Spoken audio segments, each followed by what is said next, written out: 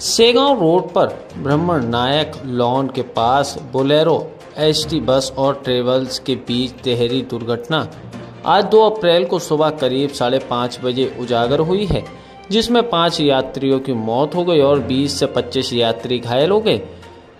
दुर्घटना की जानकारी इस प्रकार है कि Bolero number MH 28AZ 3314 Segaon से खामगांव की ओर जा रही थी, जबकि एसटी बस क्रमांक MH 14LB 2344 की बस पुणे से परवाड़ा की ओर जा रही थी। तभी बस दुर्घटनाग्रस्त हो गई। कुछ समय बाद दुर्घटनाग्रस्त एसटी बस पंजीकृत नंबर MH 15EF तेज गति से अमरावती की ओर जा रही थी।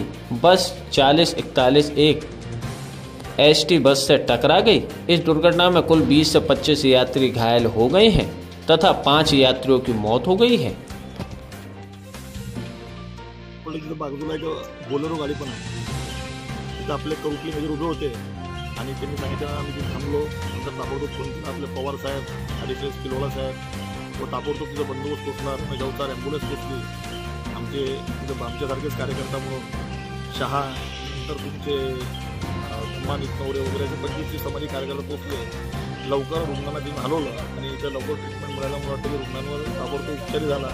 खामगावचे सर्व डॉक्टर लोक सुद्धा लवकर इथं पोहोचल्यामुळं भरपूरशा रुग्णांवर ताबडतोब उपचार झाल्यामुळं त्यांची प्रकृती स्थिर आहे। अपघात कसे अपघात येणारी शेगावकडून येणारी जी म्हणजे काय म्हणतात त्याला बोलेरो, त्या बोलेरोनी समोरच्या त्या सरकारी बसला धडक दिल्यामुळं तो अपघात झाला आणि पाठीमागून येणारा जो लक्झरी होती त्याला वेगावर नियंत्रण न ठेवल्यामुळे तिने जाऊन त्या लक्झरीला ठोकून दिलं पुन्हा। त्यामुळे अशा प्रकारे अपघात झाल्यामुळे तो मोठा अपघात होता।